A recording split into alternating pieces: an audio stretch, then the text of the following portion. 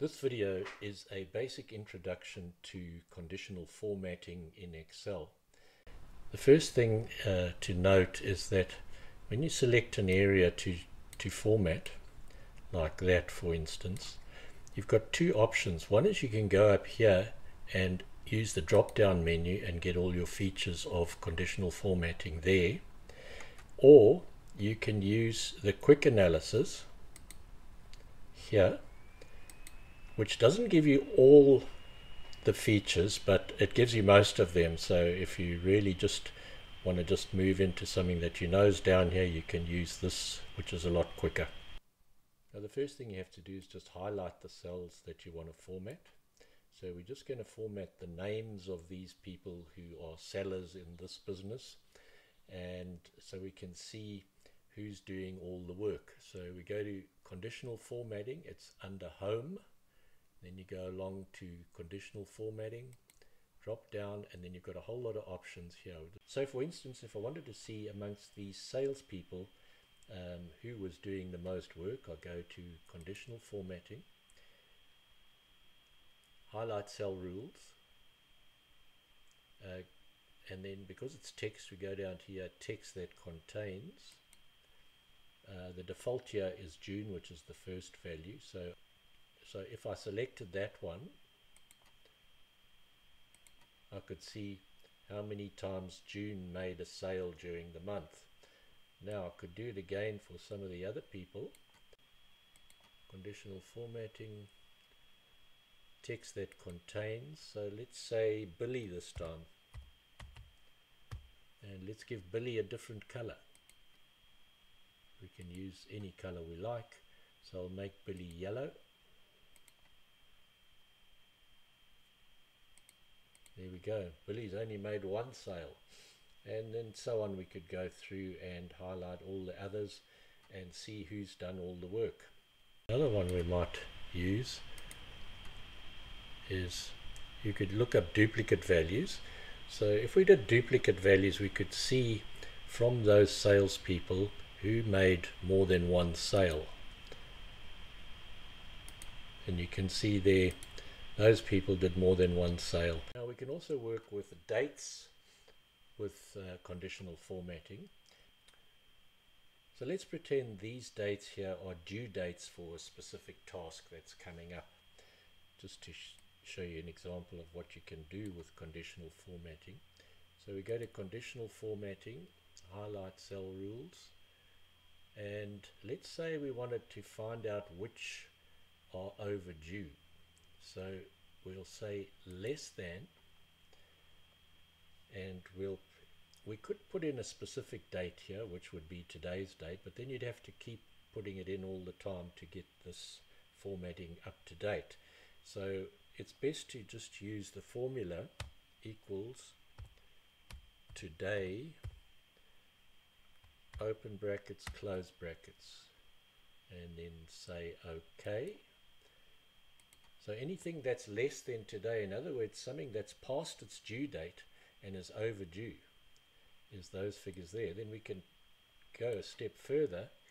Then if we wanted to see which tasks are not due for a week, we could use the same formula again, and then just to show you a quick way of getting into conditional formatting, there's a quick analysis button here. So you could press that and you select formatting.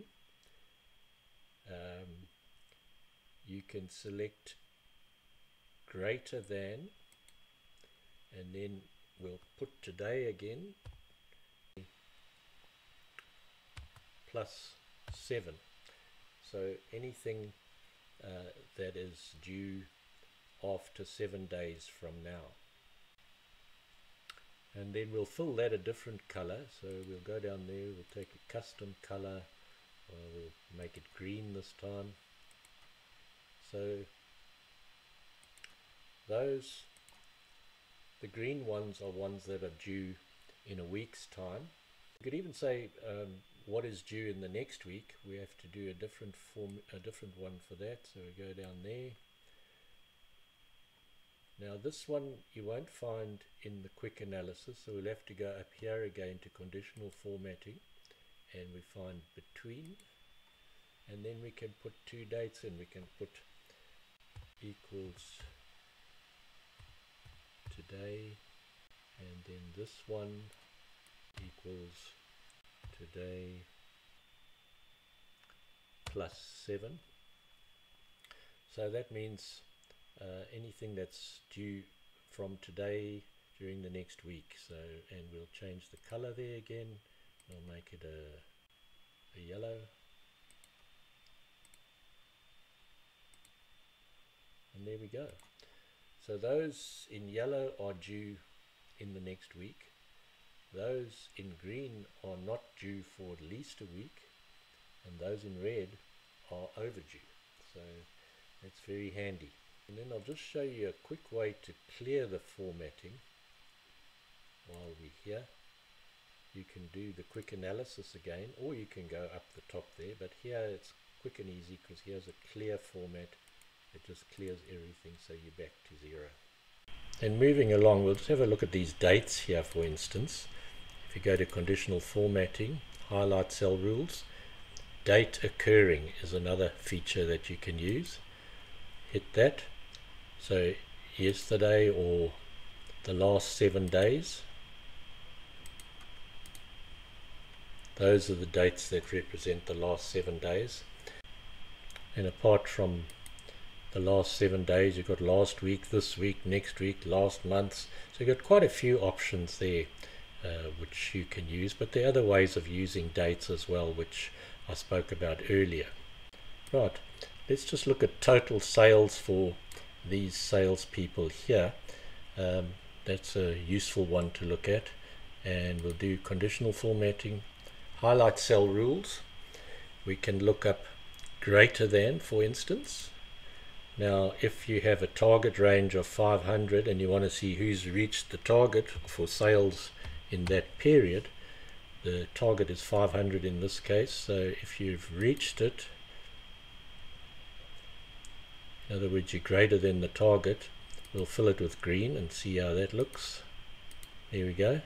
Then we can do the same again.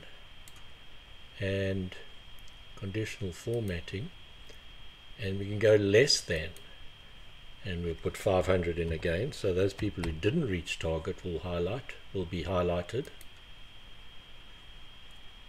and they're in red, so that's pretty handy. Right, then you've got top to bottom rules. You can use the top 10 items, the top 10%, the bottom 10 items, the bottom 10%. Those above average, that's quite a good one to use, so we'll try that. Above average, and we'll select green for that. And there they are, and then we can do the same again. Top to bottom rules, below average, we'll leave them red, and there we go. Those salespeople were above average, and those salespeople were below average.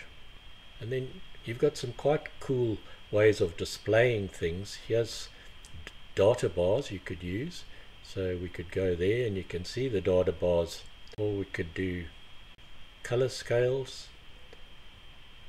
Another one is icon sets. You could use icons, you could use circles or arrows to show how people are doing, even little graphs.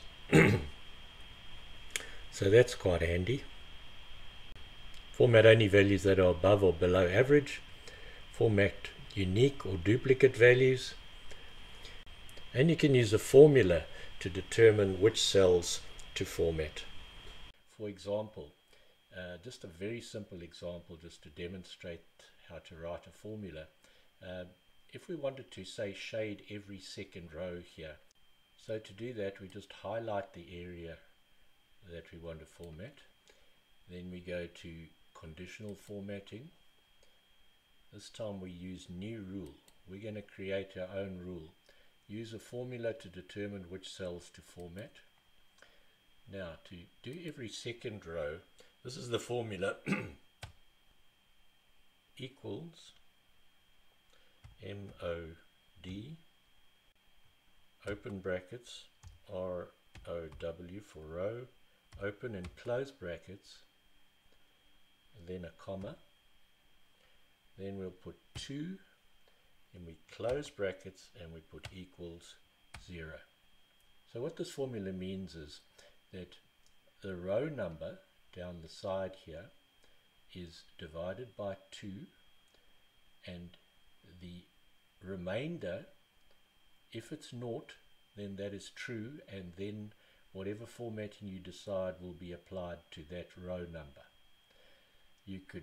I'll show you how to modify this in a minute to get a different result. So let's just quickly have a look at that. So we'll format by using a full color. We'll use that dark blue. Say OK, OK, and there we are. We've highlighted every second row, starting with the even numbers because there's a 0 remainder when you divide by 2. Now if we wanted to do the other rows a different color, then we just do this, highlight again, conditional formatting, new rule, use a formula, same formula, equals. Now instead of saying naught this time, we'll say 1, so it'll be the uneven number rows. So we go format, and this time we'll make it a green. Say OK, OK, and there we have it. So the format was filling a row and every alternate row so that you can easily read your data across the worksheet. Now if you found this useful, please like and share this video and subscribe to this channel if you haven't already done so. And if you have any comments or questions, we'd love to hear from you. Just scroll right down to the bottom and you'll find the comment section there. Thank you very much for watching.